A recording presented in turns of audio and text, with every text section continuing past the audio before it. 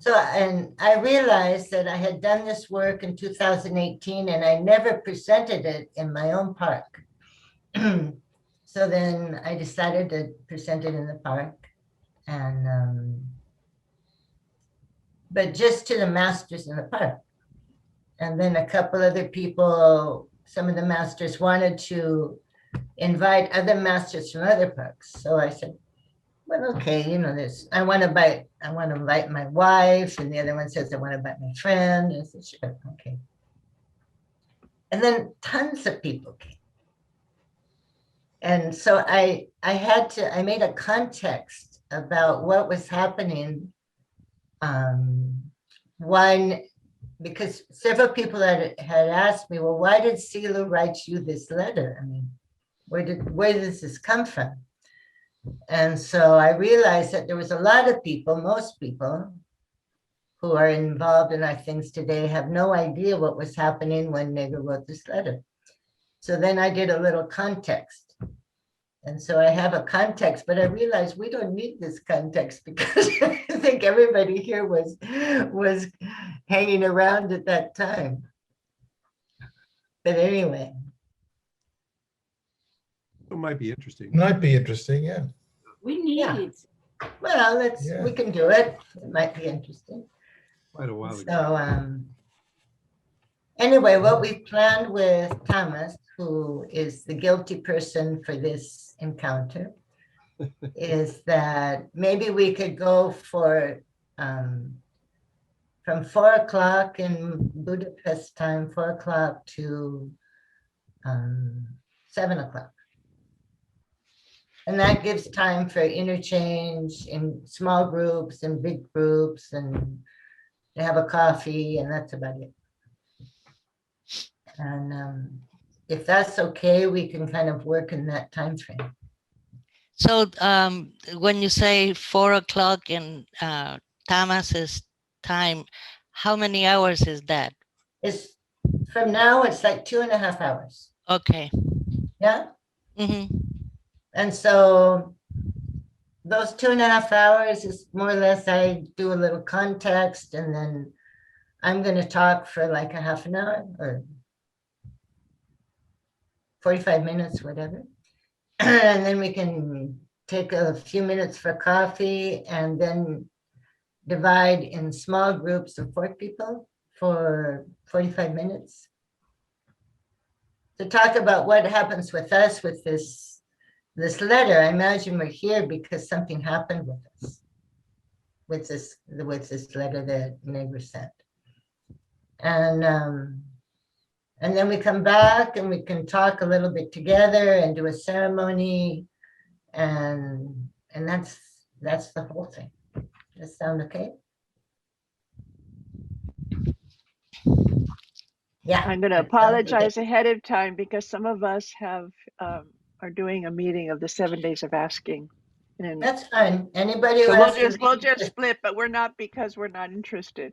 So right.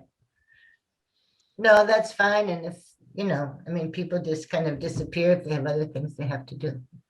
But we can figure out that we have until New York time would be, I don't know what time is it now, Patricia, in New York? It's 10:26 a.m. It's the same as Chile. Yeah. Entonces, let's see. With this context, because I realized, I mean, this is a very unusual letter for someone to receive. And well, I'm sorry to interrupt it. It might have come as an answer to something you asked, or did he initiate and just send you this letter? no, he just sent it. I mean, with Sila, we had a lot of correspondence and interchange, and this was part of another letter. He just sent it. But in any case, what I tried to do was to fill in what was happening in these 5 years, 4 or 5 years before this letter arrived. And at the last few years of the 90s, Sila was beginning to work with his disciples. And that was not, anything that people were really aware of. And when I found out about this, I previously also wasn't aware of that. And so at the end of the 90s, and his disciples direct were all working. No, not all, but most. Mariana came a little bit later.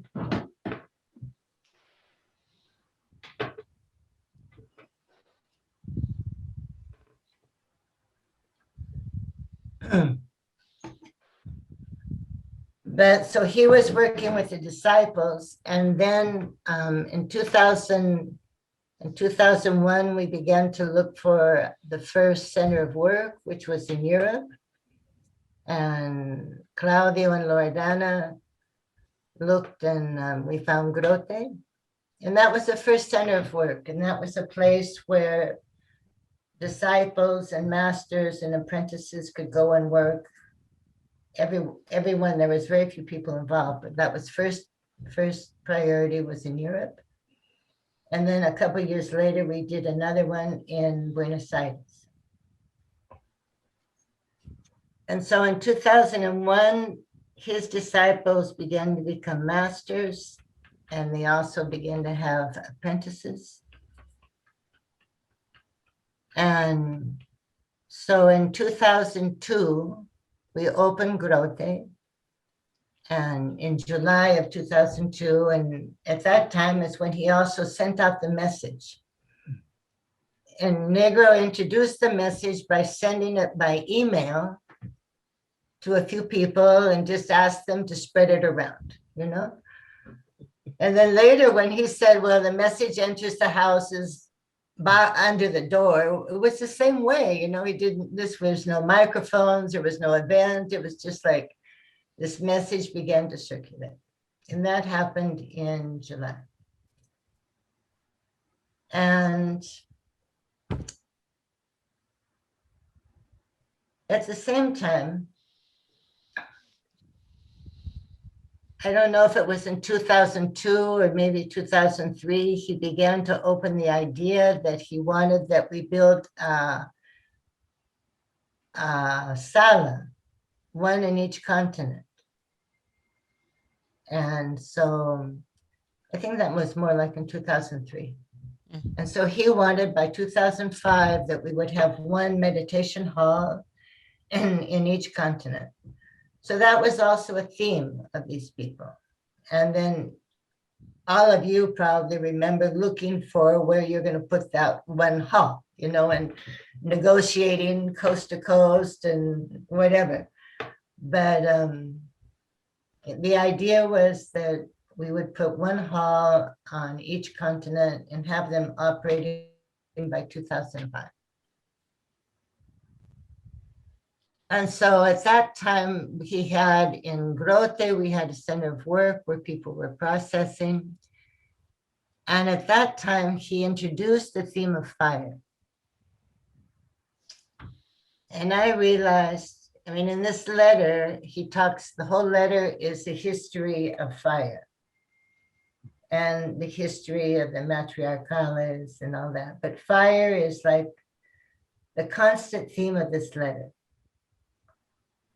And so in preparing this, I started to reflect on the importance of fire and the workshop and the whole process that we did with fire and the importance that Negro gave to this theme.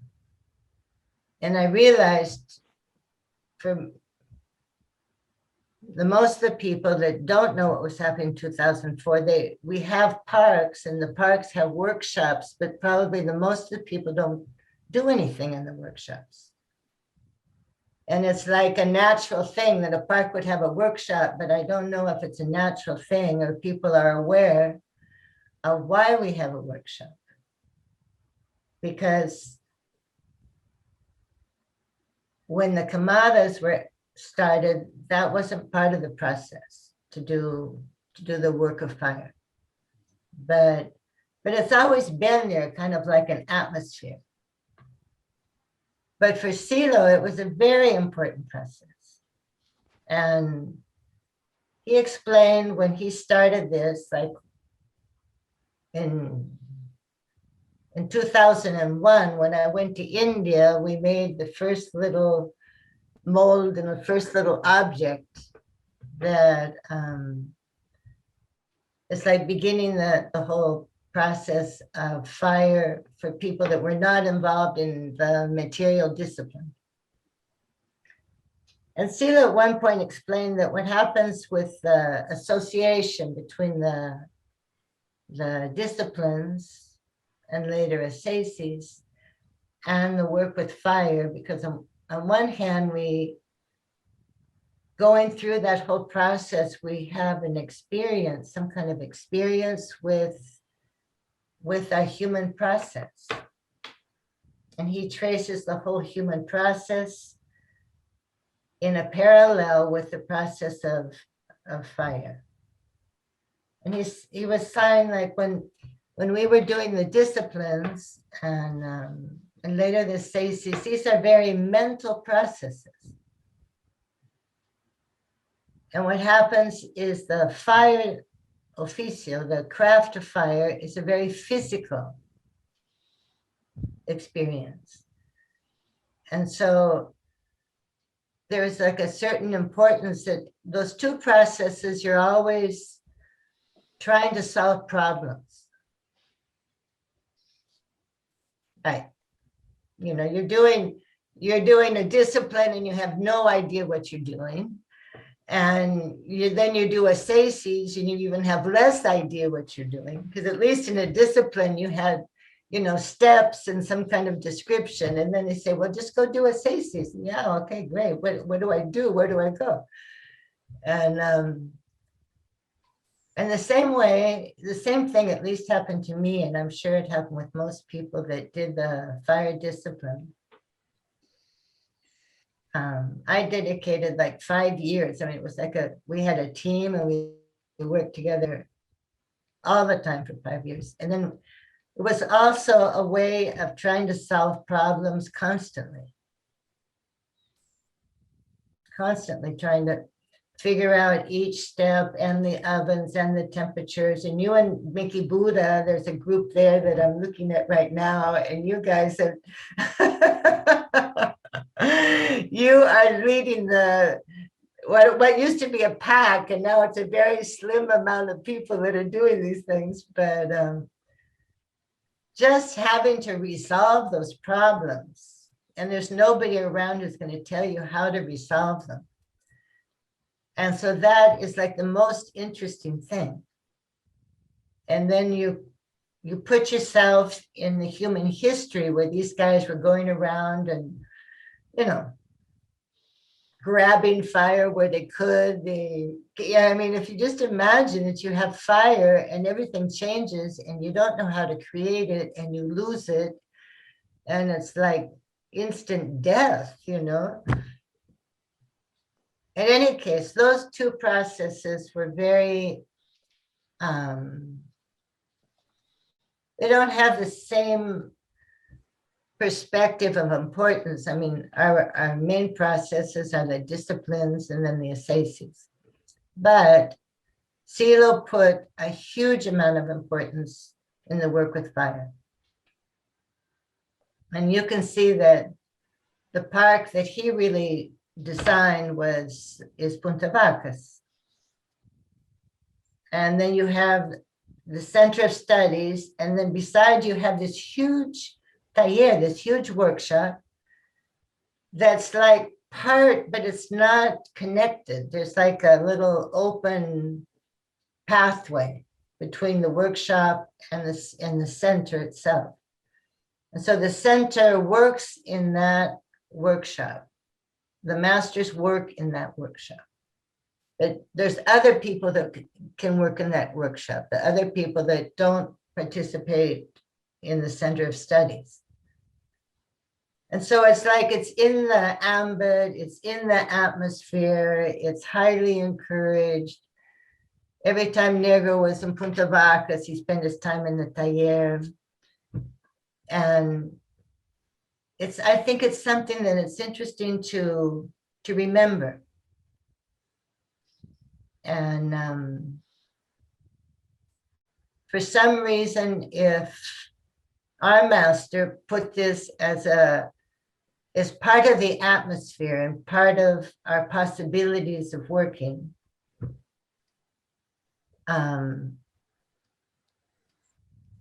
it's interesting to reconsider what that has to do with me. And it's a possibility because I don't know, for some of us who spend a lot of time working in this craft, this whole thing of learning how to confront problems, abstract problems, I mean, in a physical way, has been very enriching for, at least for me, from my essays and my work as a master. And because we're always working on things we have no idea what they are. I mean, that's our life, you know. You go forward and you're always there in front of something new.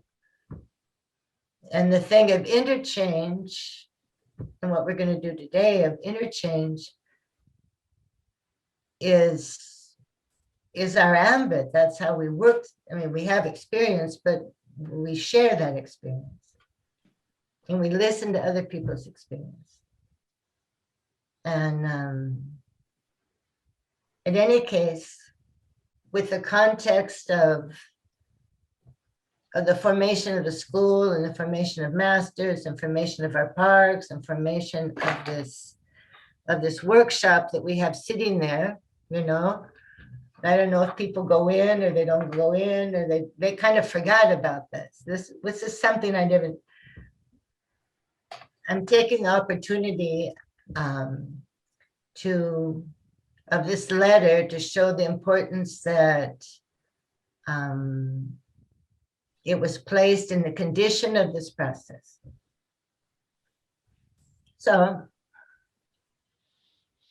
that's a little bit, Mark, the context I wanted to give to people who were not around at that time, and they look at these things. I don't know if anyone ever explains them. I don't know what happens. The ending of this process for Silo and Quasar Benanati, who they did this together, is they created a document. It's called The Craft of Fire. And that should be in the library of every park at least. And hopefully inside somewhere dirty, you know, covered with dust and half burned up inside the workshop itself. But they finished that work in a formal way, creating a craft. And so anyway, this is just a little bit about jogging the memory to make sense of why this letter has it traces, it's a timeline is traced through fire and not through other things. And then the matriarchal structures are there, but there's less, they go together. So anyway, that's the context. That I think, you know, I think we're kind of experts of kind of erasing our memory. Like we go ahead and at the same time are behind ourselves, erasing our memory, which I don't know why we do this, you know. I think that one of the opportunities of this letter, it works in a time space of, you know, hundreds of thousands of years. And that invites us to think that way, or try to think that way, or to realize I have no way of thinking that way because I've never considered this. And what he's saying there in these letters that, well, anyway, before before I jump there, I mean, my process, which is a little bit of the answer of why he sent it to me, was that in 2001, I finished my disciplinary process. And right away, like a couple months after, Nager asked me, he said that I think you really should be going to, you should go to India.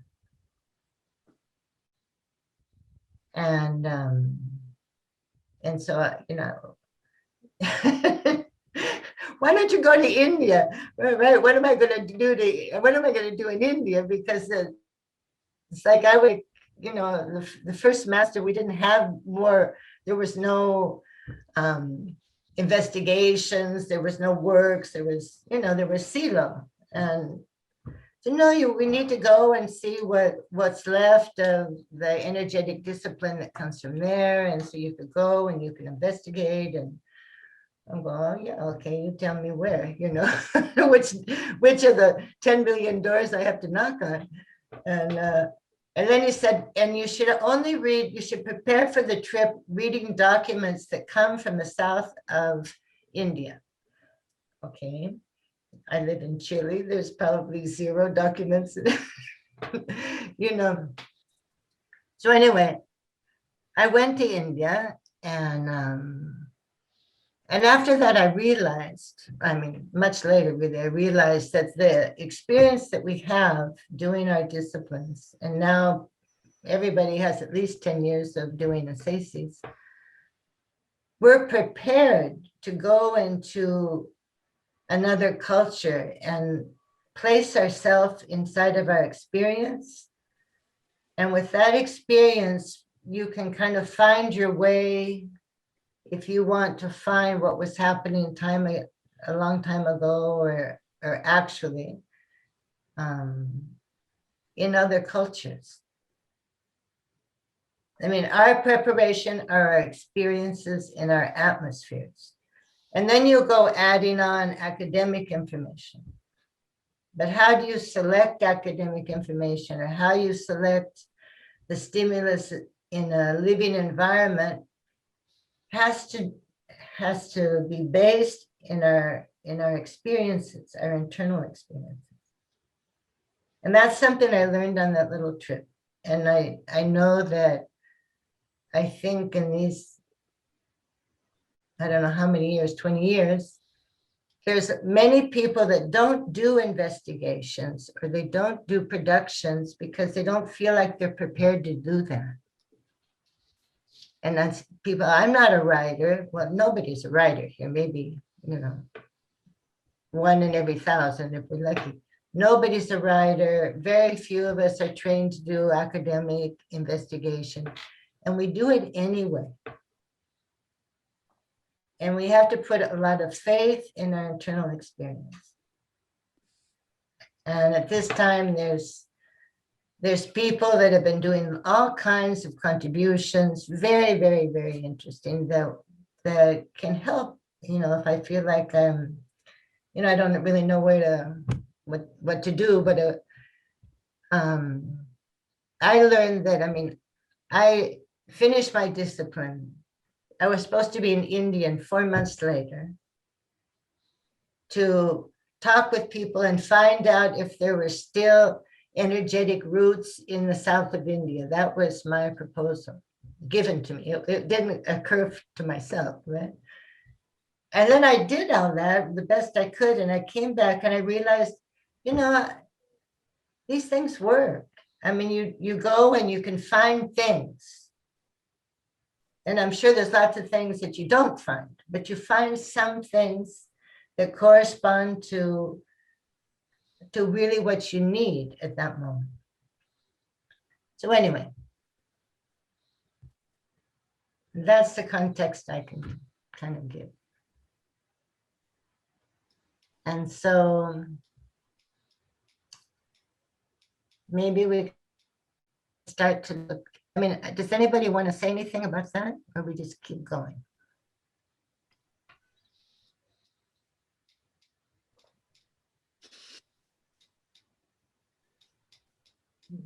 Nice. Paul Tubi's laughing. I said it was very nice, helpful. Ah. Well, if things are helpful, then they're worthwhile, you know? But I think that the processes that we're involved in, whether it's a discipline or a seisis, or in this case, I'm putting fire in the same bag, some more or less, are all things we have no idea what we're doing. And we're not accustomed to that. We're accustomed to trying to find out really quickly how to solve problems. And we don't put ourselves in a situation just to allow the emptiness to operate, to allow our experience to mature, to allow accumulation. What the one thing you learn when you work with fire is everything is accumulation. And then at some point, things begin to fit together. And we don't have to solve everything tomorrow. We're not prepared to solve everything tomorrow. You know? We have to let time work in these processes. And we live in a world where that is like so far out of fashion. You know, you have to be efficient, and you have to be effective, and you have to be top, and you have to be all this bullshit. That's bullshit. From our point of view, that's bullshit of what we're talking about.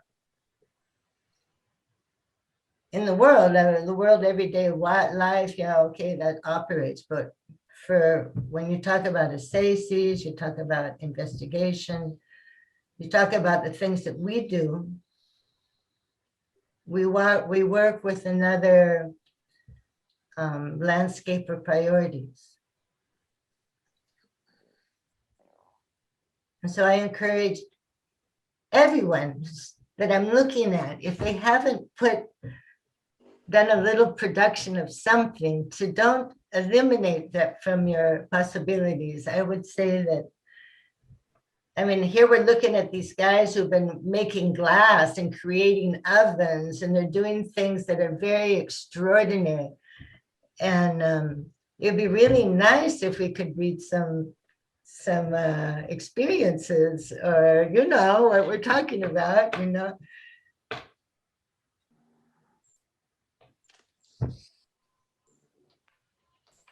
It's like at this point in time, we all have a lot of things to say.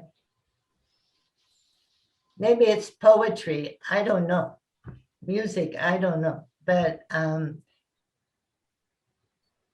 it's very inspiring to read what happens with others, or to hear what happens with others.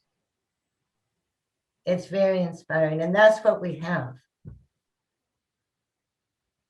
I mean, Silo did all of this. That was his experience, and he produced ways that we could enter in those fields of experience. So anyway, so let's advance on this little letter, maybe.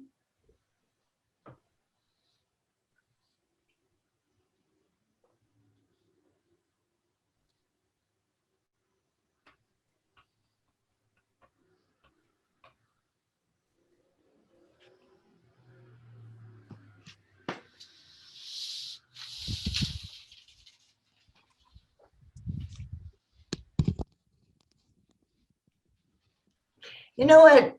I mean, I'm sorry, but this letter has really inspired me for a lot of things. But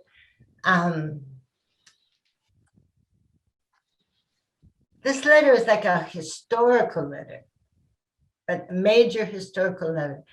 And we have kind of a tendency to kind of erase our own memories of things. And I think that that's something that is interesting to reflect on at some point, to value the experiences that we have. And we're here today talking together because of our experiences. This accumulation that's inside of us has given each of us, well, then I'm going to go and see, 2 hours of my life. Okay, there we go. But it's for our accumulation that we are the ones who are sitting here today. And I think with this letter, I learned to value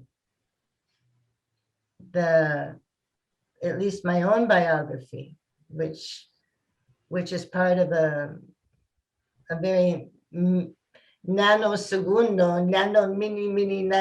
nanosegundo in the great the great oven of people's experiences. But anyway, yeah. And so this letter, this moves in 300,000 years of history. And it establishes the tendency of the human being. He places it there. And from that tendency, he's like giving the condition of our spiritual, mental, and psychosocial tendency that this human has developed. And he places two ejes, two axes, which is the fire pit, not even the fire, it's the fire pit, and the structure of matriarchal societies. And it's not just women, he's talking about the structure. What happened in those matriarchal societies. And then he places this moment in time where the human being created a pit to work with fire, as what is responsible for everything we know as culture. That's what he says in this letter. Everything else flows from that situation. And he says that we had like 290,000 years of all this going along and just developing itself. And then 10,000 years ago, something happened. Some rupture happened. And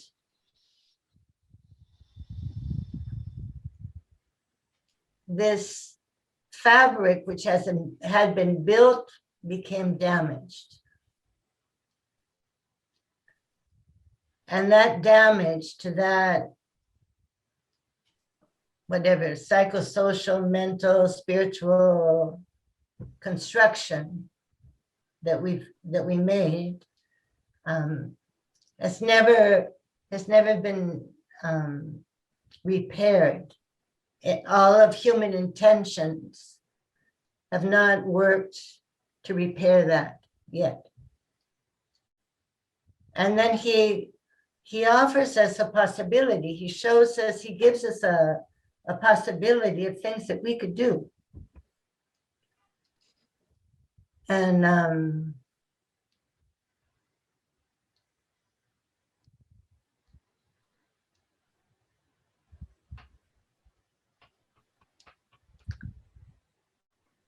when he talks there, he speaks about that we could do this social transference, this psychosocial transference. And we know what a transference is, and we know about transferential work. And we'll see that a little after the letter, but like he's giving us a possibility and he's showing us mechanisms that we know how to work with and how to apply that in the psychosocial environment, which I think is the message. This is what he's offering. But he's giving a context of why,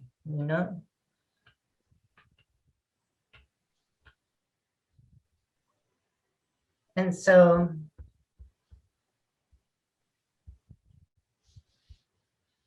maybe someone can read this letter. We have this document. Thomas, is Nikki going to read or someone's going to read? I asked Balazs because Nikki couldn't come, but I asked Balazs so he can read. Ah, so Balash, that's why you have things on your ears. Oh, I have a family roaming around, playing. And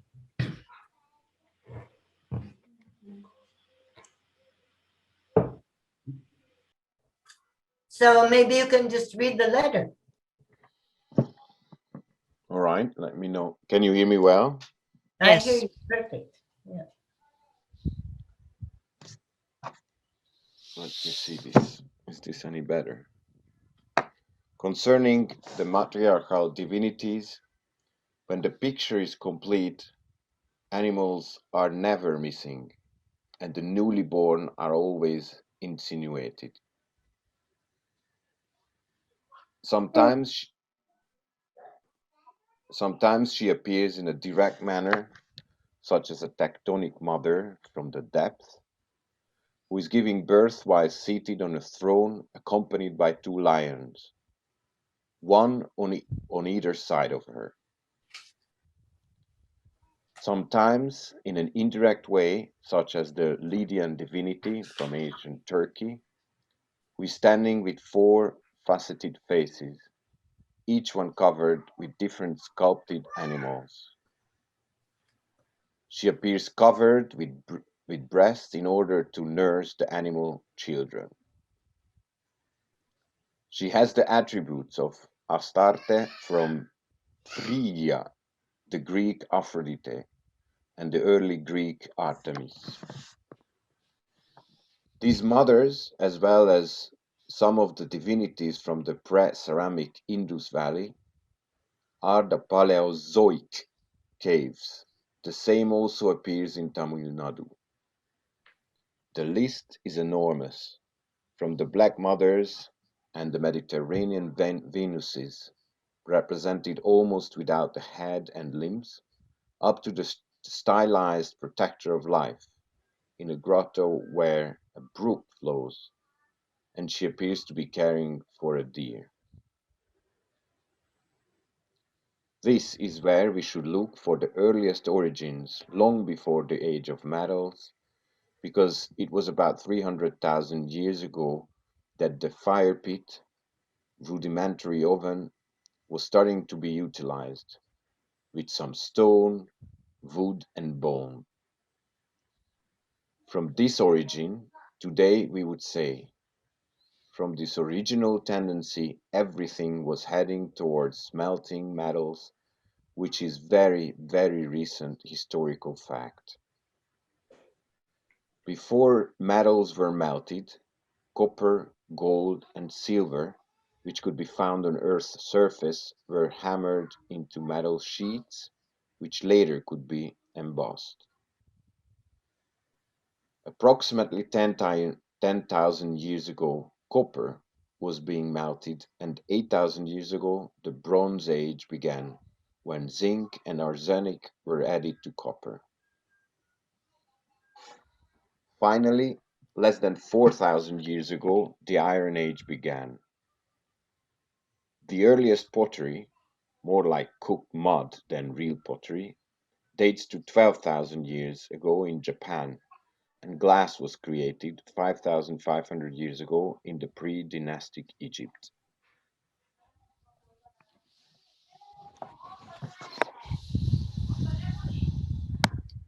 Sorry, I have to move that. What I'm saying is that the acceleration of the Neolithic era, which covers the last 10,000 years, has given us ceramics, glass, and melted metals. All of this is thanks to the oven, but it was the fire pit from hundreds of thousands of years ago that prepared the whole stage necessary to that later, one by one, the different historical actors from the Neolithic era appeared, which also allowed for writing, the domestication of animals and plants, and the first urban settlements in the Indus Valley, China, Mesopotamia, and the Eastern Mediterranean, including the civilizations of Crete, Anatolia, Egypt, and North Africa. all of this came to life thanks to the most basic technology of the oven, and of course of the conservation and production of fire, and the matriarchal social structure. The last 10,000 years show the rapid change in uses, habits, customs, and ways of life. This is fine, but in the origin of this new cycle, a rupture occurred that could never be transferred, that could never be filled. This mental and psychosocial situation is also accelerating out of control.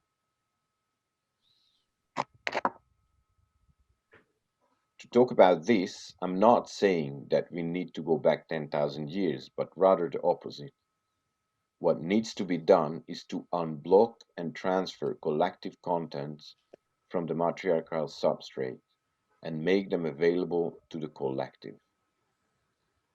It was not in vain that the Christians warned about the importance of the Virgin Mother, who followed in line of the Isis and Proserpina. They tried to convert her into a mediator, with the patriarchal God producing the opposite of what was expected, and the gap became deeper. But this takes us far away, and I only wanted to point out the historical antiquity and the profundity of the matriarchal caves, where the sacred fire shines, the base of every civilization and all spiritual progress.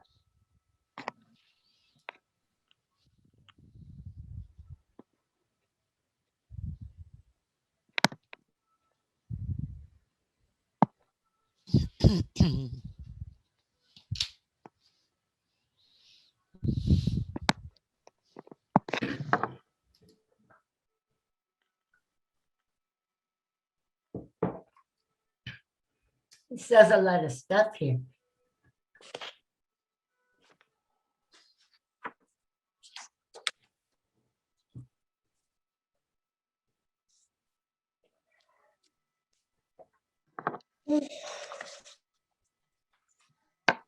Let's stop here for a sec.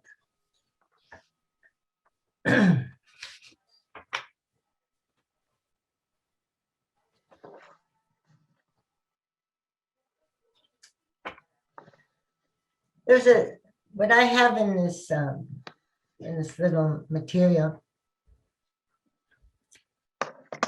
You know, I had this letter in 2004, but we were just filled with, you know, doing all kinds of things, and I shared it with people, and it took, there's lots of groups that we talked about this off and on, and this itself was like a historical document in my head.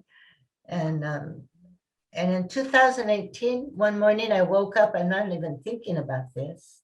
And all of a sudden I began to understand what my problem was to understand it. And that was that I was reading it like Karen, and I was not reading it as with the register of being a human being. And I realized that this look over the human process was not a look that I had been able to understand before that moment. And then to have that look, I just have to let go of, you know, that I have a particular language, I have a particular age, I'm born in a particular epoch, I have a particular culture. And as long as I stay looking within those secondary things, I can't really stretch myself into a human landscape. And when I began to realize that, and I just began to put myself more in the register of what was human in me and what's human around me, without considering the details, the secondary things that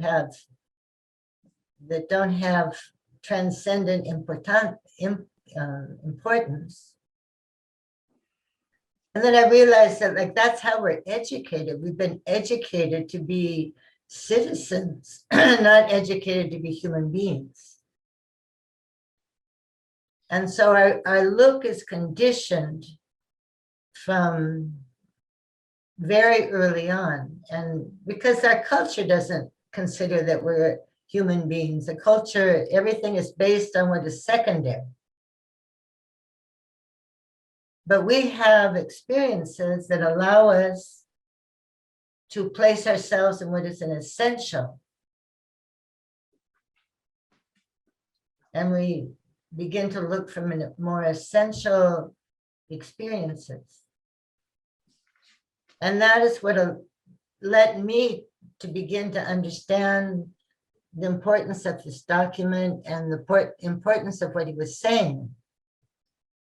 Because I realized it's important, but I couldn't, I couldn't involve myself. I couldn't, okay, we have an opportunity to do a social transference, okay, a collective transference. But how do you really go about that? And I realized as long as I consider myself and I look at my primaries, I convert my secondaries of my life in my primaries, I won't ever reach that. It really has to be trying to connect with the look that wrote this letter, that look. So anyway, if we, maybe we can continue, Thomas, down in the document. What comes next?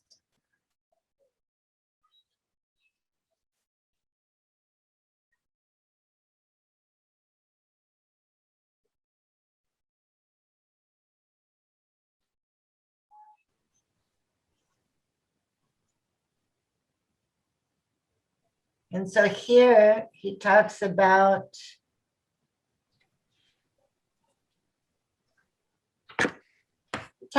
this, the birth of our human tendency, but he doesn't explain what is our human tendency.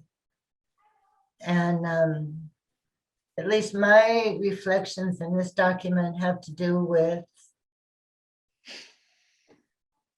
the word tendency. Why did he choose the word tendency? What does that mean?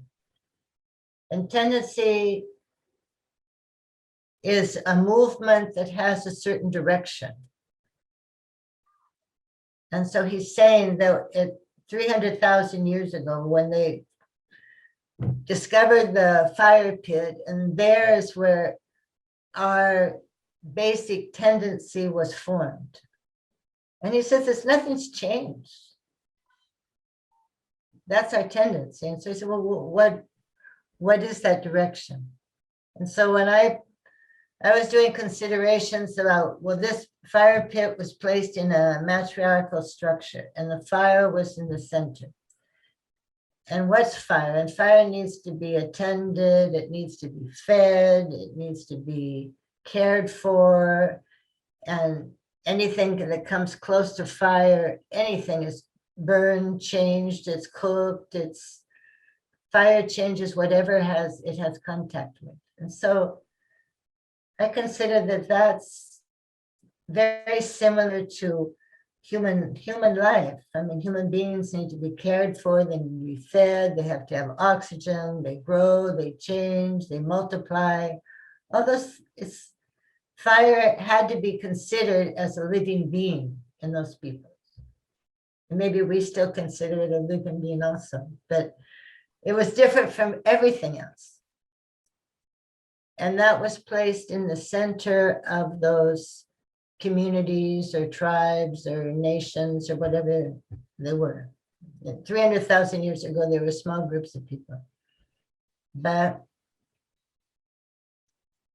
so this activity of caring for fire, and the fire pit is like, it's when the human being was able to make some kind of structure that was beneficial for that fire, learning how to protect it, how to protect themselves from that, how to use it. It's like there's a tendency, how can we integrate this? And so can you move the text up, Thomas, please?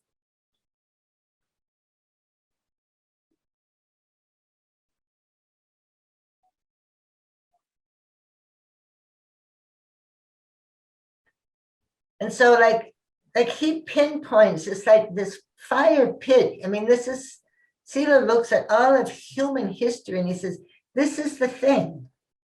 This is the point. You know? And so then it's not fire in itself. I mean, fire in itself exists, but the human being's relation with that and how it can be controlled and how it can be beneficial has never stopped. And I mean, we're still working with fire and how we can create energy and how we can create heat and how we can cook and all these kinds of things that they had the same problems. I mean, we're connecting with a problem that the human being has carried for 300,000 years.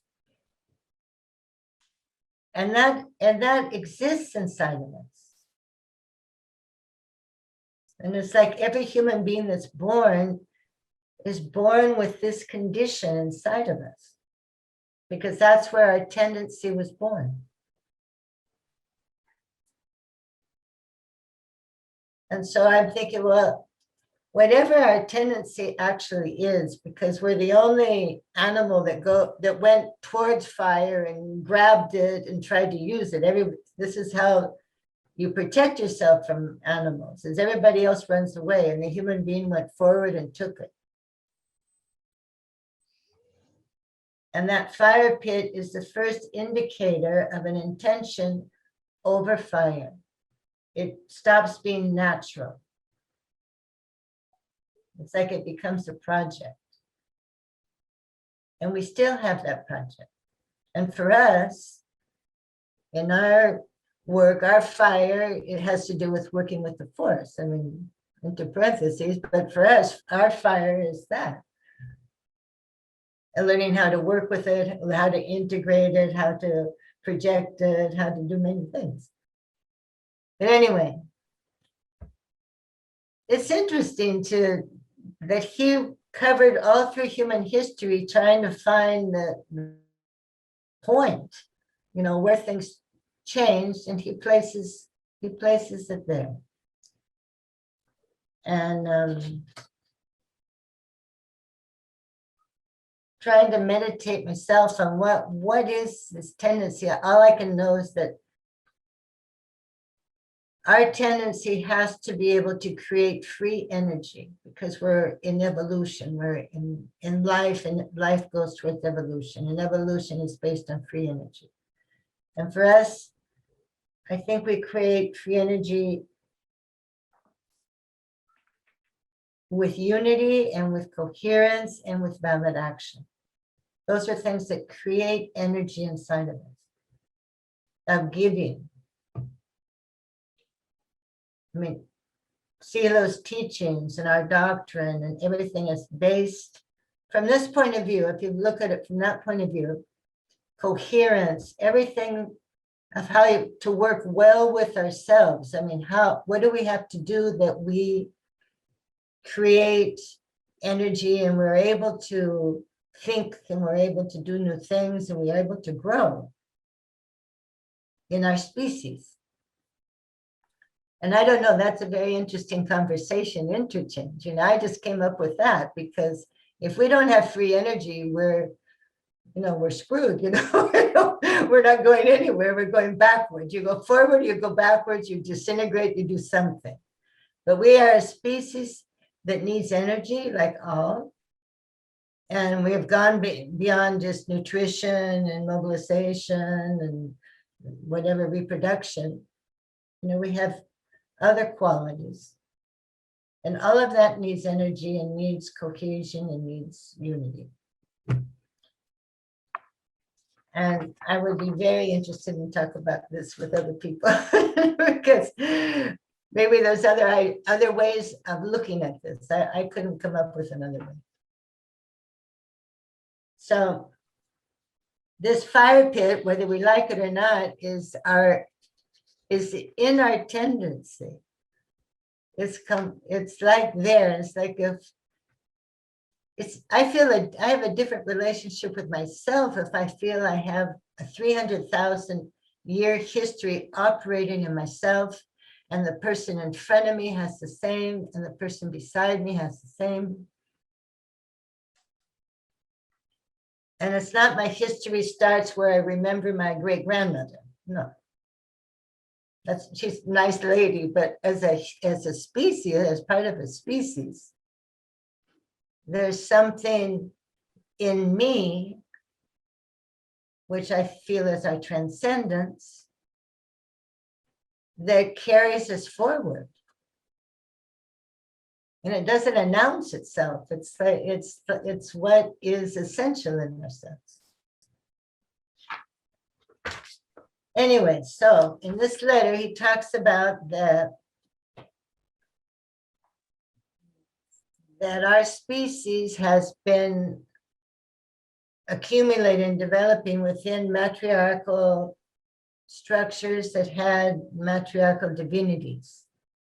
And maybe if we go forward, Thomas, we end up with some fat women with strange heads, no arms. No, we've gone past it, I think. Did we go past it?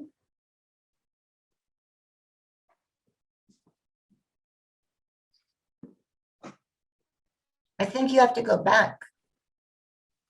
Let me see. There we go. There Living in she- Vienna, by the way. What? In Vienna. In Vienna, where the most beautiful city with fat women everywhere. Yes.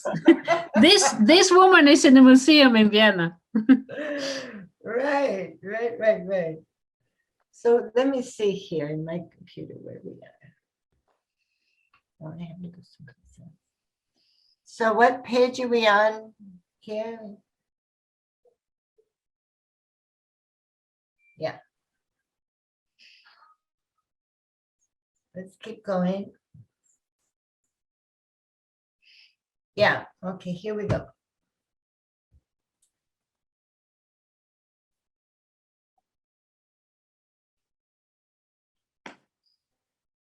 So here we begin to talk about the matriarchal and the fire chit together. But I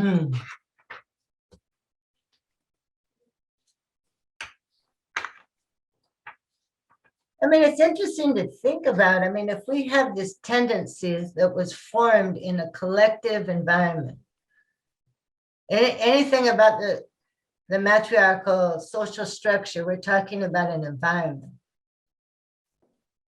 And in this environment, what gave continuity was the creation of new life, like in any species. And all new life came out of feminine bodies. That was the difference. And so in the representations that we find in archaeological sites, the first representation of what is human is the feminine body. And there's 50,000 years of building, of creating these statues, these little images. But you know, it's like if everything depends, I mean, that new life comes, that's what's sacred. Because nobody knows how, how that body decided to create a new life. I mean, there was no churches around telling people what to do and what not to do. People just did everything that their impulses told them to do. And so what was important there is that people had a lot to eat. There was not, it wasn't until like 8,000 years ago, 10,000 years ago, where these generous feminine goddesses or mothers, like caretakers, began to to lose this property when domestication was discovered. And then these goddesses kind of were being replaced, and the representation was changed. And what was important was certain parts of her anatomy, the sexuality of her anatomy, and not these generous, huge bodies that made sure that everybody ate, and this is where life comes from. And it was a community, the community structure. And in the middle of that there's a fire pit for controlling fire.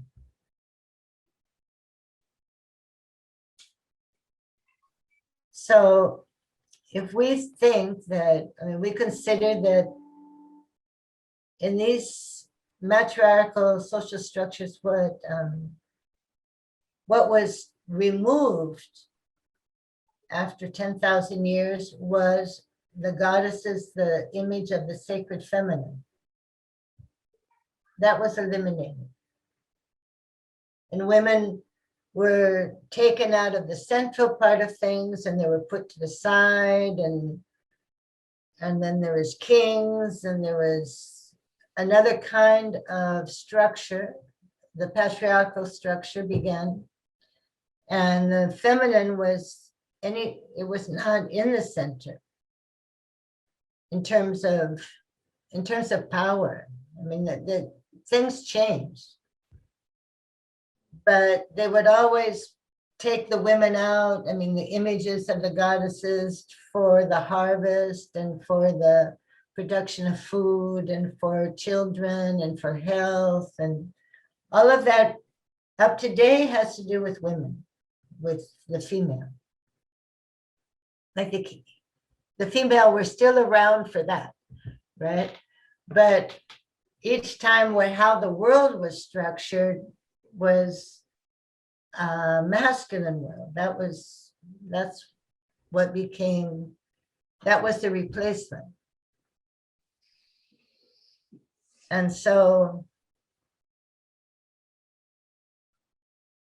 what's there is like we have a species where at least half of the species is devalued and discriminated and all these things that we know. I mean, we don't really know what these guys were doing 100,000 years ago. We know what we see, what the rest does. But the fact that Negro places at this point with the domestication is where this brecha, there was this rupture in what was previous, and what came after, there was a rupture. And that rupture continues to grow, and that's what you call a brecha. And nothing that the human being has done up to now has been able to stop that. And so it's not that it's not possible to stop that. It's just what has been done. And so if we look what has been done, we say, well, those things don't work. Because the world is more violent, there's more discrimination. It's not just women, it's, you know, every possibility of difference is an opportunity for discrimination. And we live in a very violent world. We know that. We live in a cruel world.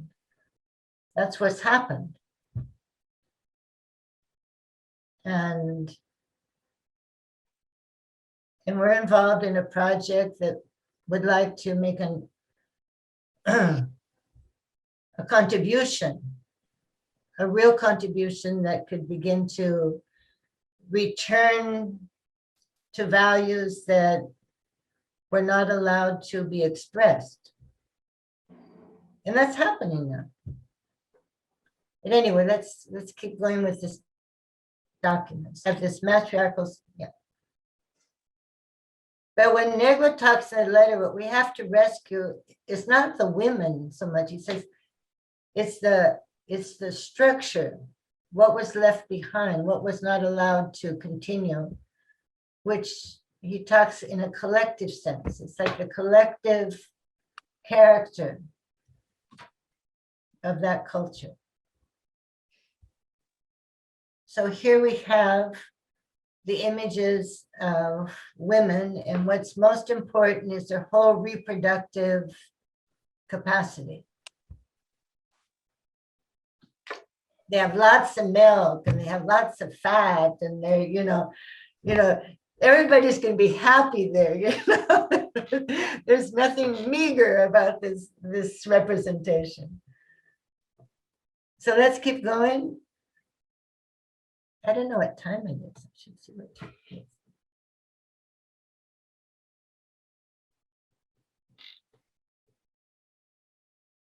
$11:20. We're right on here. So Thomas, let's keep going with the document.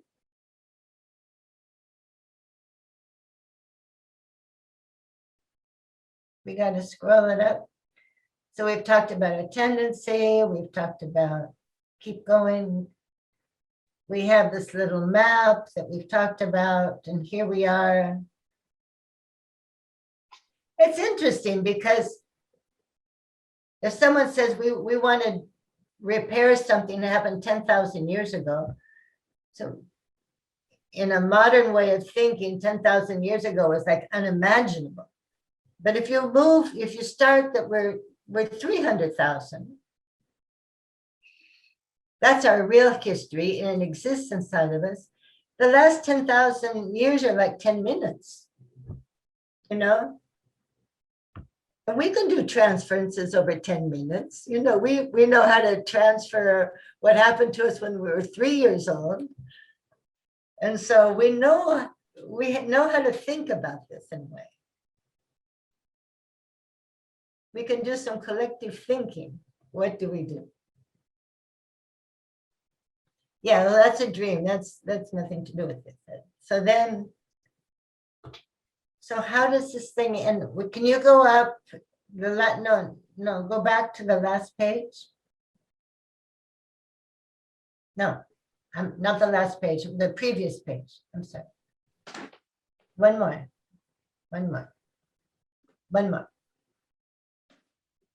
There. And so in this page, he invites us to consider this problem. And I think this whole letter is just a huge invitation to stretch our minds and think about other problems. So that's what we're going to do today. That's what we're going to do now. So,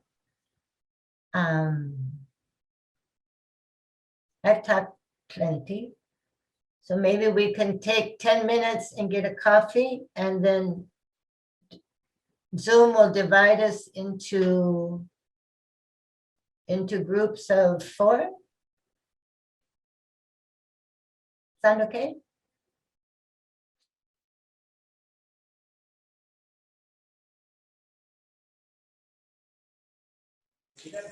Anybody has comments to make, things to say? That would be great. Dennis says that we have it all figured out. Wow, great. Really? Tell us. Yes, let's hear. You have to buy my book. Coming out next week. All the answers.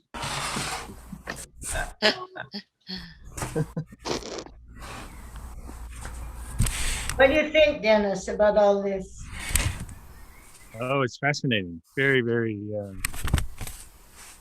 very, very interesting subject. Man.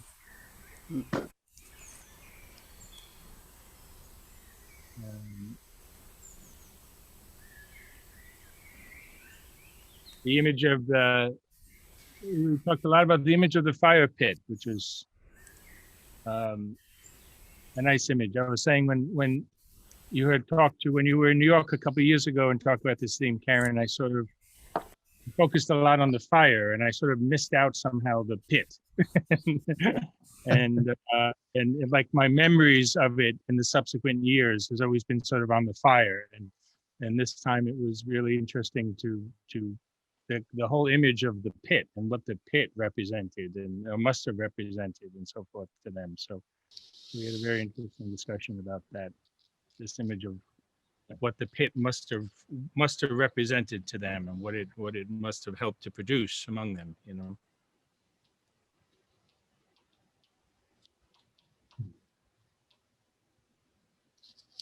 Imagine. In somebody's mind, they realized if they had a rock like this and not like this, something was different. Or who knows what happens? Who knows? But that's the thing of this thing that we have images in our minds and we try to make them real in the world. I mean, that's what we're still into, you know? Yeah. And these guys, the fire was just natural. And if they didn't know how to make it, you know, they was, you know, living on the edge all the time. Who knows? So, Like us. right, like us. Okay. No idea what we are doing. It's like that. We're just trying to make things better. Yes. Right. Well, the guys in the fire pit was trying to make things better too, you know? So what say you, John? What? What do you say? What do I say? Well, Where are you? Oh, you're the guy with all the light there. Yeah. It's still incredible. Enlightenment. I am recognizing the difficulty related to the importance of what Karen said about locating yourself in the human process. It's very apparent to me, at least. I'm very stuck in this male sexual image of the human process, and I see the world in sort of black and white, male and female, and that actually is not very useful for understanding this process, I think.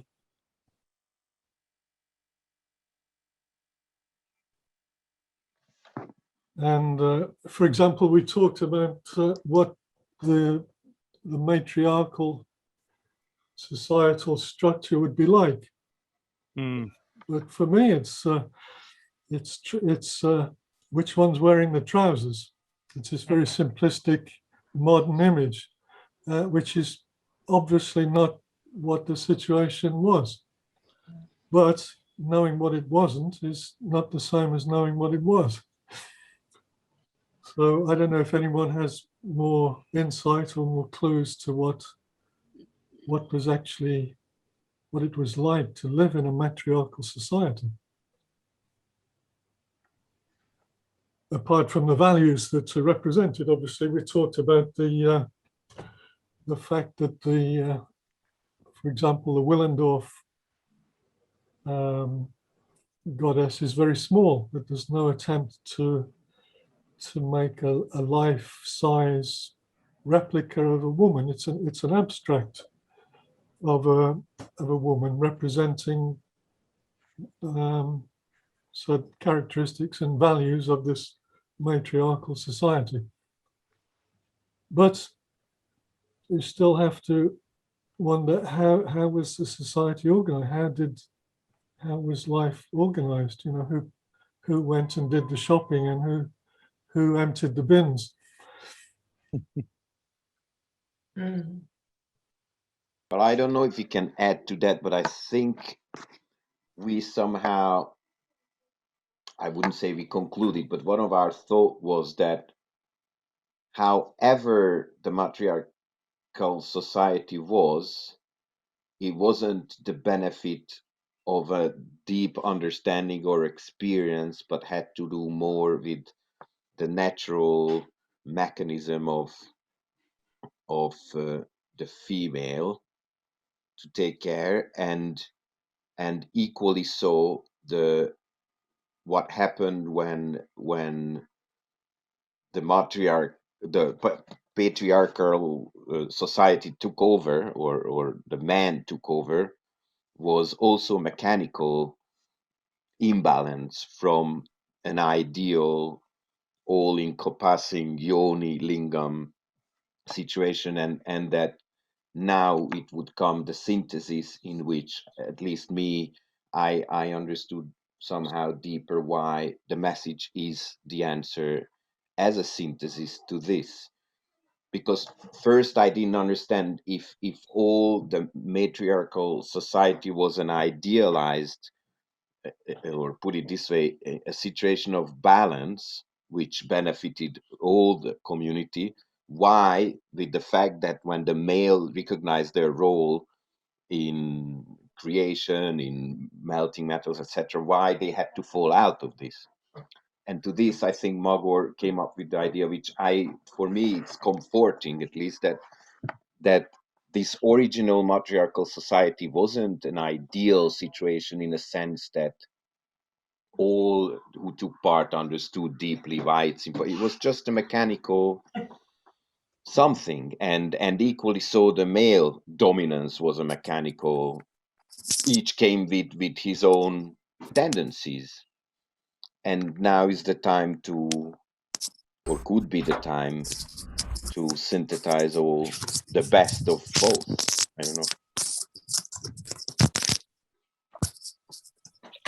Still, it's an interesting question, I think, what John is asking. Well, how it was, because we know pretty little about what stayed in my mind, which is interesting, that I'm not even sure if it's true, that the ruins of matriarchal villages didn't had weapons and defense, although this Cretan example of Rafa with the prisons from Crete where they were torturing people, it's a little bit, anyway, I'm No, just but just to pick up on that same idea, that I thought that Magor brought it initially, is like this similarity between this role of the matriarchat of caring for life and generating life, and it was connected with the spiritual experience.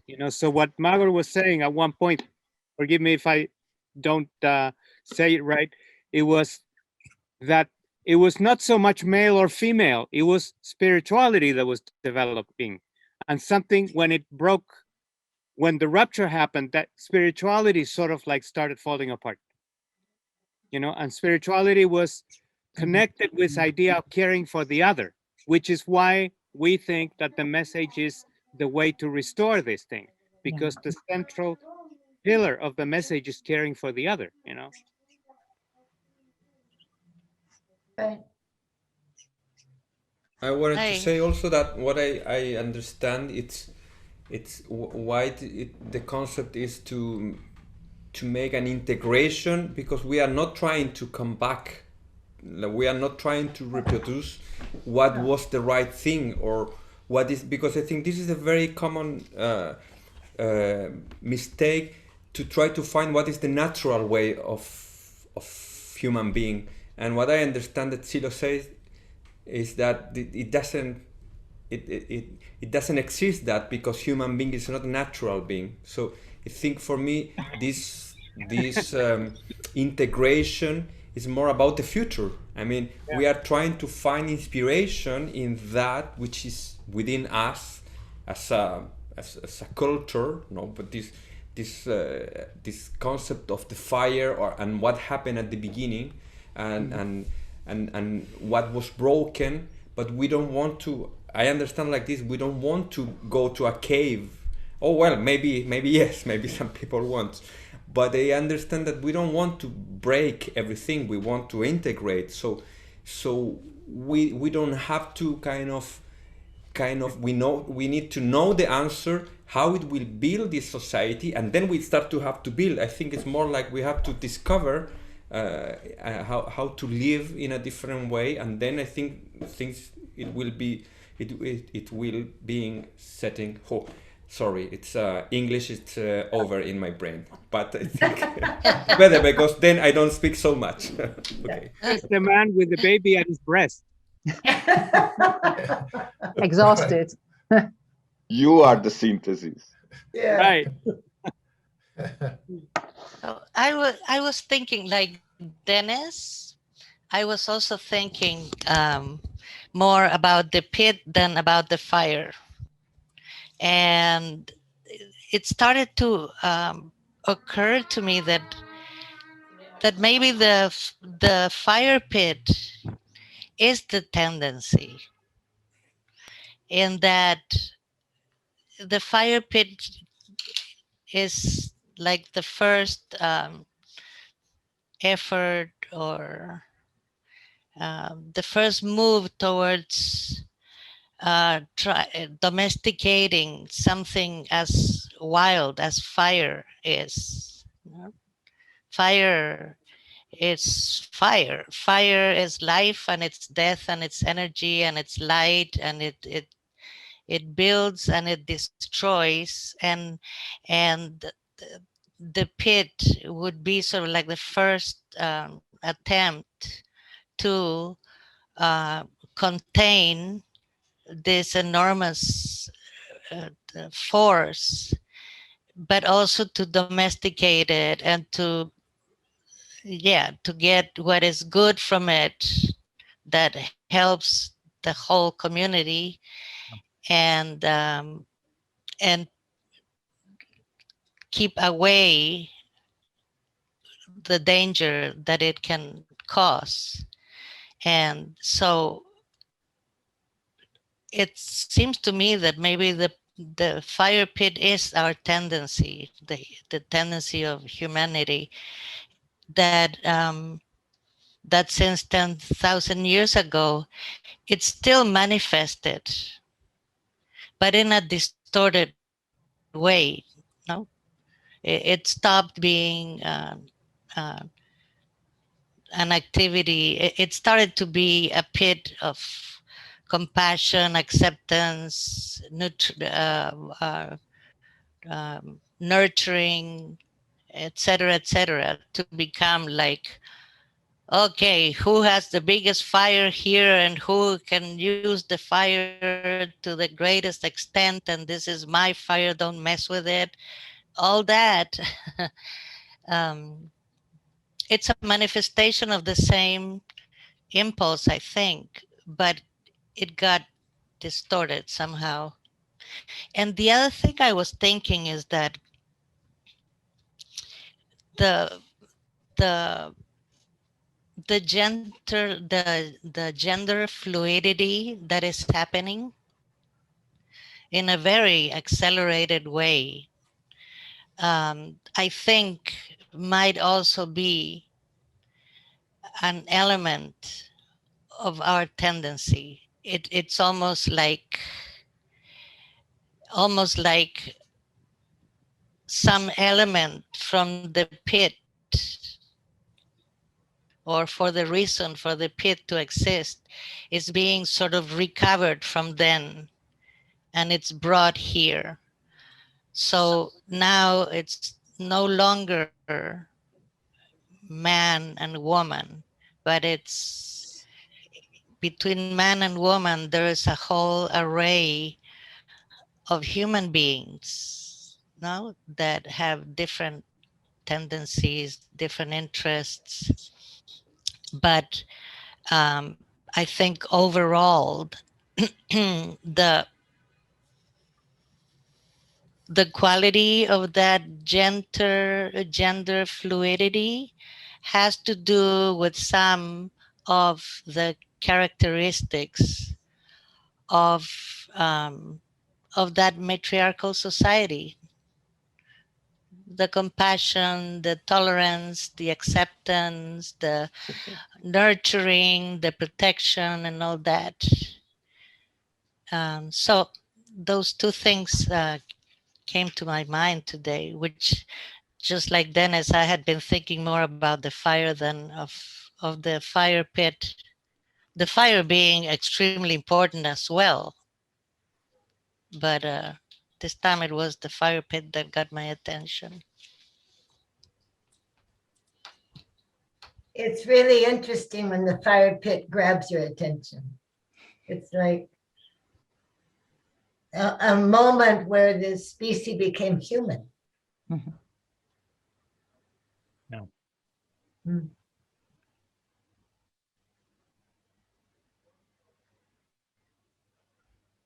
Yes, it's like intentionality appeared. It wasn't mechanic anymore. There was an intention. It wasn't natural. Yeah. Yeah. Remember how excited Sila was with the creation. advent of artificial life? He was so thrilled that he was still, like that arrived in his moment, before he departed. He was like, we're leaving the Neolithic age, right? Because we're still in the Neolithic age. I look around my house and everything I have here was also in the cave. And there's wood, there's wool, there's, whatever.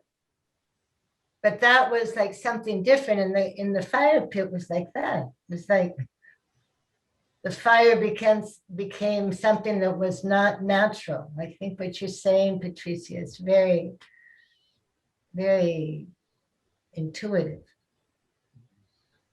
Because it trying to learn how to manage something is you're trying to take it out of its natural state.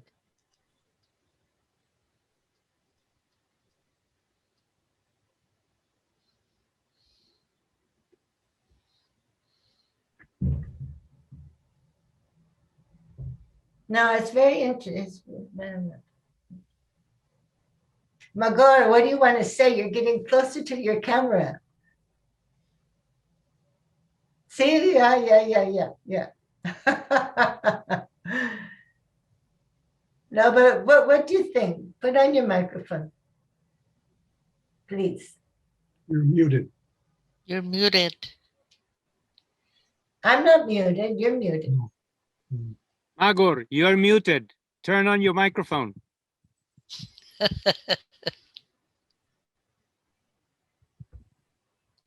Still. Oh. They are working. Okay, can you hear me now? Because it's Yeah. a little difficult sitting at one table with a lot of people. Oh, you're right. You're right. Actually, what do you think about all this? I didn't want to comment just when you said that or maybe I did, I don't know, but just to say some words, there was a sort of, it felt like a recognition that I had during our conversation within the little breakout room, is that this, as if this rupture might have to do with the main objective of humanity here, that it's as if it was sort of necessary. Maybe this form that it happened in was not necessary, but I just had the notion that it's not really a rupture between men and women. Right. But it's like a rupture of spirituality, of external and inner spirit. It's a rupture of external spirituality and chaos. So I just felt that when they figured out what's going on with the creation of life, in a way, they lost this spirituality, this connection to this divine way of being. And it must have happened the same way to women as to men, because, realizing that you're not, that you thought you were divine, but then it turns out that it's so when there was an intellectual understanding of the phenomenon, it tossed the whole thing into chaos because and this was just my thought, because it was an external religion, let's say. And so our job is to make this an inner religion with in line with the recognitions, with the intellectual recognitions that we have now. So now is a very interesting moment, I think, to be in. Yes. I agree. Oh, yeah, but just that.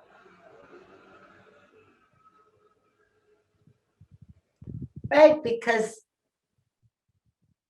we know that all processes begin and they grow and they develop and then they disappear or they transform in something else. And that's how things are. And your perception that this rupture had to happen. And it started in chaos. Right, because if these are really long times, I mean, 300,000 years, and then 10,000 years, and they took 3,000 years to figure out domestication, and then the whole world knew about domestication, you know? And there's a lot of things to think about what happened then. Everything changed. And the gods changed, the people started to live and live a nomadic life, and there was nomads, and there was, you know, settled communities, and everything changed.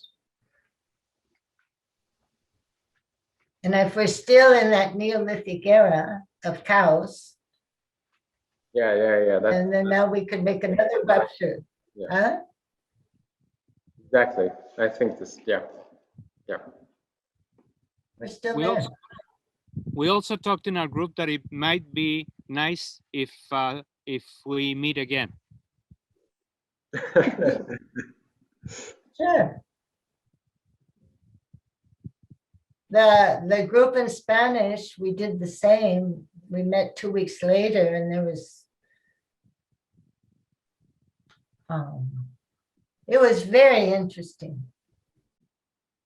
It was very interesting. There was a ton of people, not all the people that went the first time, but still a ton of people. And the people came were ones that want to continue in some way this conversation, and with the message, and with all the things, the intentionality and everything that happens with this letter. And if we want to do it, I'm pleased, very happy to. And if other people want to join us, and yes. Yes. you know, something that we didn't do that I was thinking of doing, but we had all these other conversations that, I don't know if you remember that there was an experience that we did, like at the time of, I think, the Humanist Party, the experience of lo humano, of what is human. Hmm. You remember Yeah. that experience? Well, Yep. And I did a little adaptation because it's something I do with myself. And when I started to work with this, and, you know, if I go around with the register of the secondary, and, you know, all the, you know, your age, your name, you know, what you speak, where you're born, all that stuff is secondary. All that disappears with the body. But what's inside, there's something that transcends. And so when I go around in my daily life, and I try to feel the transcendence in me, and I relate to the other with the transcendence in them, and then I stop seeing the difference. It's like it's there, but it turns into co-presence. It's not what's present, it's a co-presence. But what's present is a registro I have of this other. And that kind of is a way of consciousness of self. It's a way of being in the world. And it's kind of a doorway for me into what are my needs and what are my desires.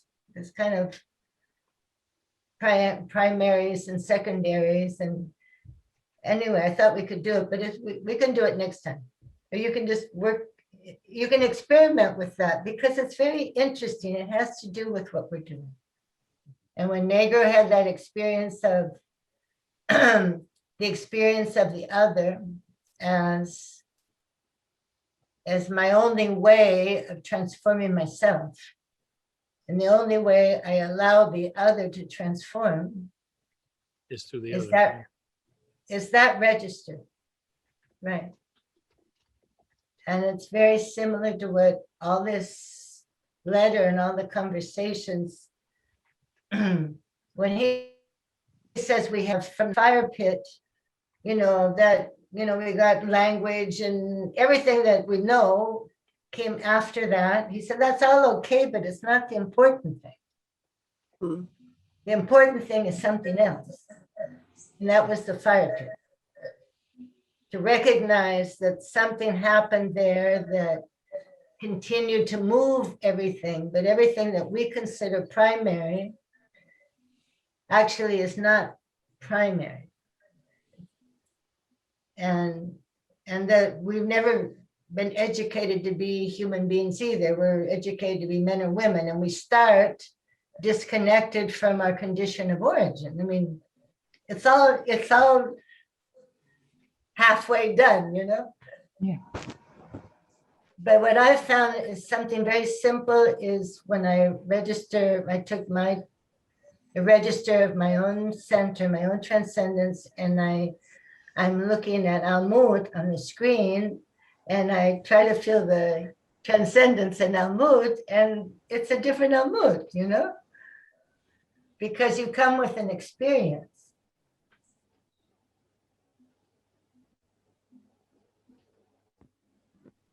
Anyway. Well, Rafa, when do you want to meet? 2 weeks. Ah, What What do day you- is 2 weeks? 27. 27. Same time. Yeah, the time is good. Same time? Do we have the same TV channel, Mr. Thomas? Yes. Yeah, so whoever wants to show up, shows up. And if other people want to come, they come. The only condition is that we speak English. Right. Can I ask a question? No. What? It's about the introduction that you wrote in your production. Yeah?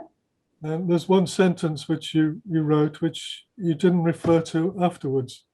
It says, the inspiration of his proposal leads us directly into the terrain of science fiction, which I find not only comforting and possible, but an intention worthy of the best in ourselves. Yes. So my question is, would you like to elaborate on that?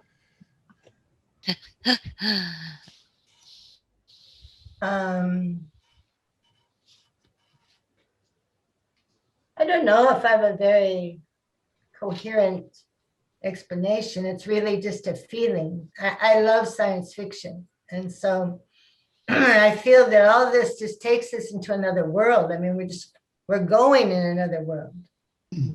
And so you can talk about things that you would never talk about in a normal life. Like how are we going to do a psychosocial transference of the last 10,000 years, like a serious subject, And that's science fiction for me. But that's also our project. I mean, CeeLo always put on the table things that nobody else talked about. But that's all I can say. I mean, what science fiction, not all science fiction, but I'm very inspired with all that. And so this also inspires me. And why not? I mean, what are you going to get inspired on? You know, Amazon TV? I mean, well, I don't know, but not me. I get inspired in other stuff. You know? But I also see that there's so many signals and there's so much evidence that the whole world culture is moving into something totally different. And when I was writing this, I felt like that title of that movie, To Go Back to the Future. I mean, what he's saying is we have to rescue or learn how to repair what was broken. And I feel like he's put in our hands, I mean, he's put the message, which is what will repair this.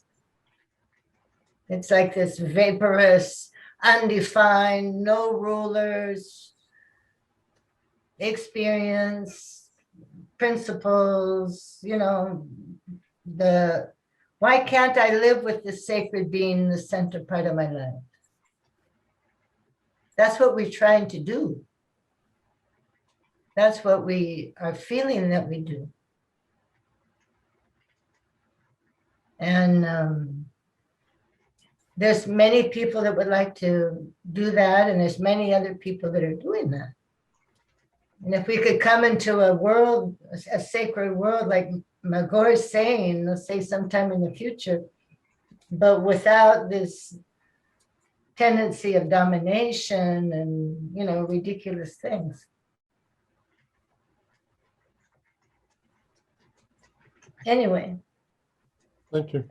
That's not a very coherent nothing, but whatever. That was fine, don't worry. Right. So we're going to meet on the 27th at 4 o'clock in Mikebuda and 10 o'clock in New York and Chile, at least. 3 And p.m. we're going to do a ceremony now. Yes. We have a ceremony. It's here. Does anyone else have something to say before we end? Very good. Very, very good. Great. Very nice. Apart from thank you to It everyone. was so nice to see this screen because, you know, this is like all of us, most of us come from some kind of similar moments and we haven't seen each other for a while. And now I feel like we've never not seen each other for a while.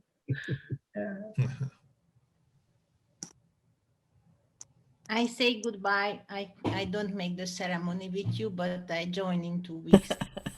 Great. And Hannah also. Hannah. Nice to see.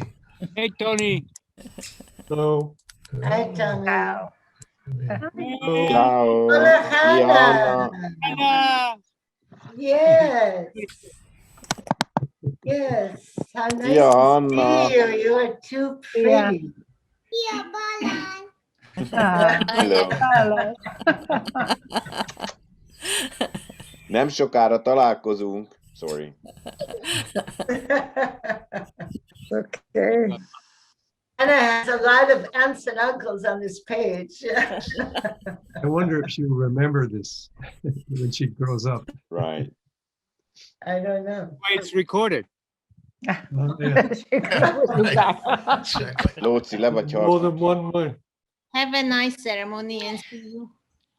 Ciao. Ciao. Ciao, ciao, I'm Anita. glad you came, Anita. Me too.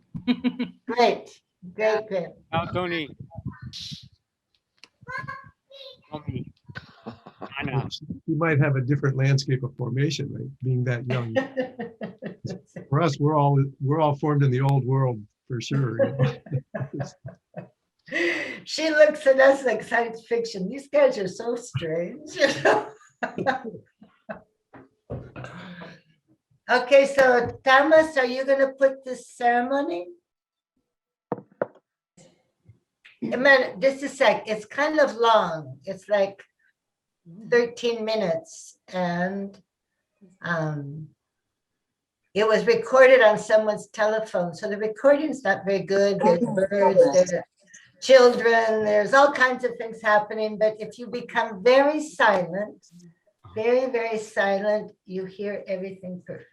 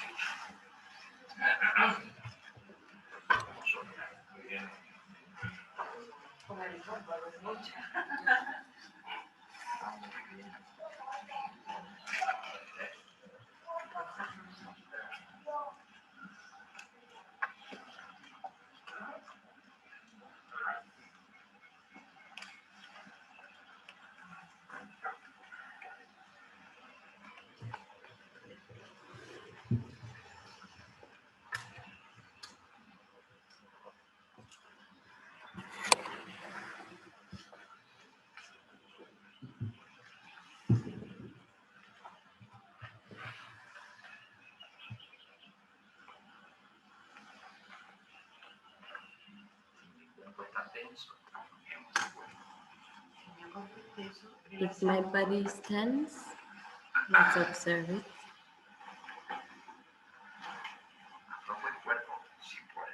I relax my body if I can.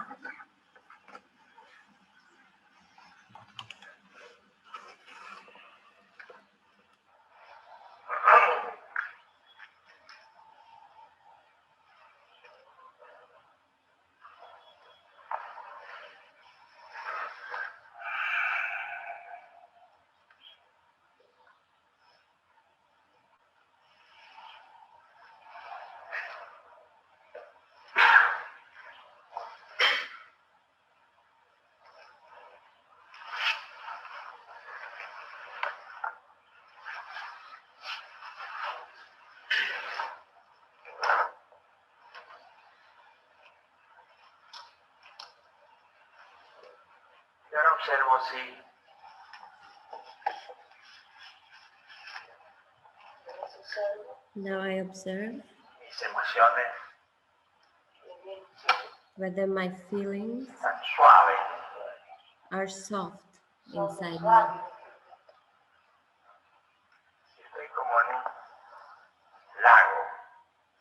As if I was a lake, soft, without big expectations, without things to do in the future, without things to worry about.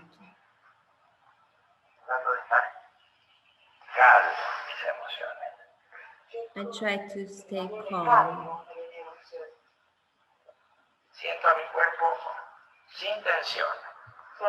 I feel my body without tensions. I feel my feelings calm.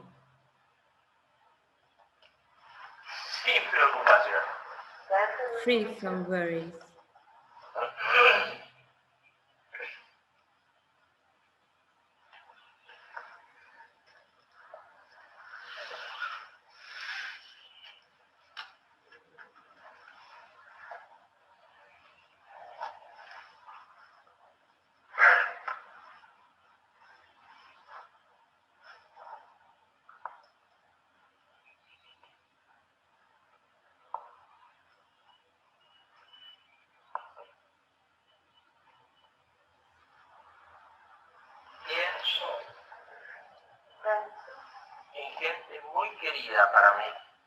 I think of people who are very dear to me,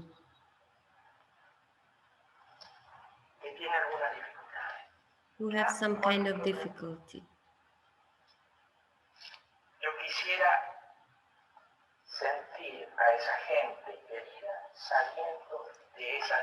I want to feel these very dear people coming out of their difficulties.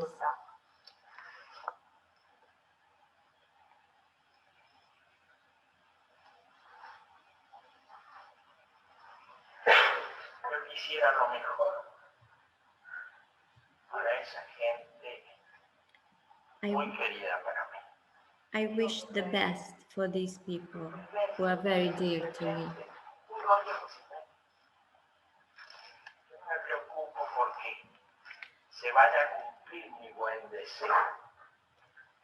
I don't care if my good wishes will come true.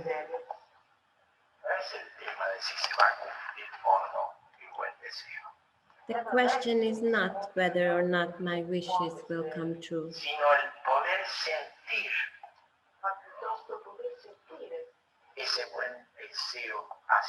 It's about feeling these good wishes towards these people. If only, I say to myself, if only this person, these people could accomplish what they want.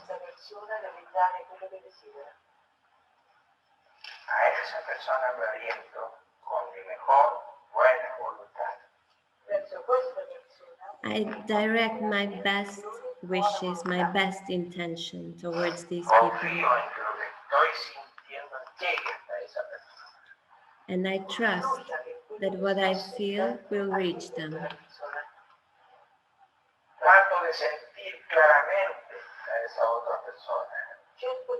I try to feel very clearly this other person. I turn with my best towards them.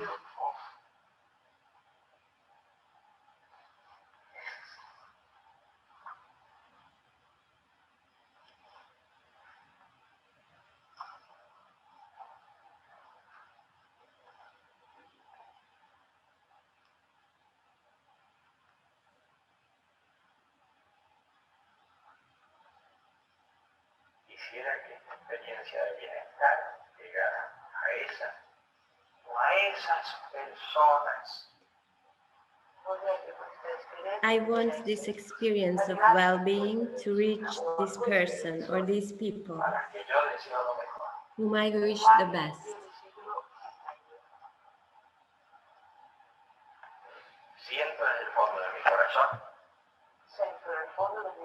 I feel in the depths of my heart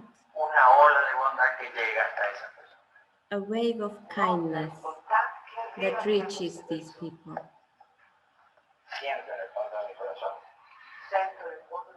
I feel in the depths of my heart a great force, a soft, gentle force.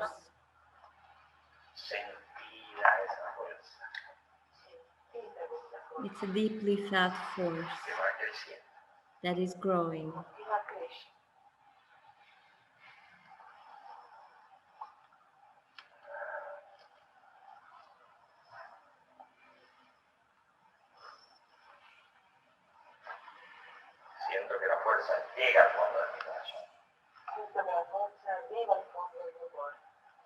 I feel that this reaches the depths of my heart, that it expands from the depths of my heart.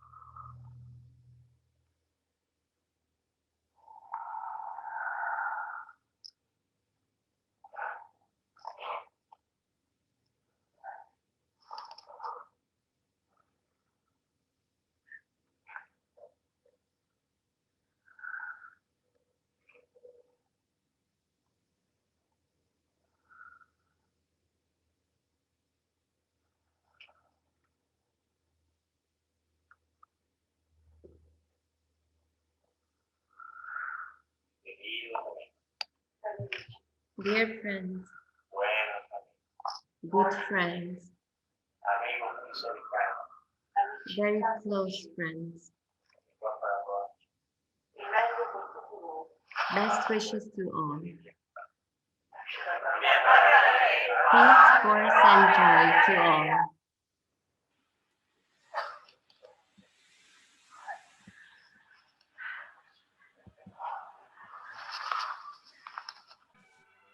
Bueno, paz, fuerza y alegría a Carona. Qué bueno. Muchas gracias Fuerza y a ti y alegría. a todos Muchas los gracias. amigos también. Bien para ti, paz, fuerza y alegría. Y para ti. Ciao a tutti, muchas Muy gracias. bien. Chao. Qué bueno. Chao. Thank you. Que vaya muy bien. Each Los other. amigos Mm. que tengan muy... Ah, sorry, we are in English. Judith, You are cheating. Have a nice week, Judith. 2 weeks. Big hug to all. Ciao. so Bye bye. So Ciao. when are we meeting Thank again? you. I missed that part. I ran out of juice. Thank you. Goodbye. 27. Philip, 2 weeks, Sherry. Same 2 weeks. time. 2 weeks? Okay, Same same time. time? Yeah. Same Same Zoom? Same station. Same Zoom. Same channel. Sí. Cool. Muy bien.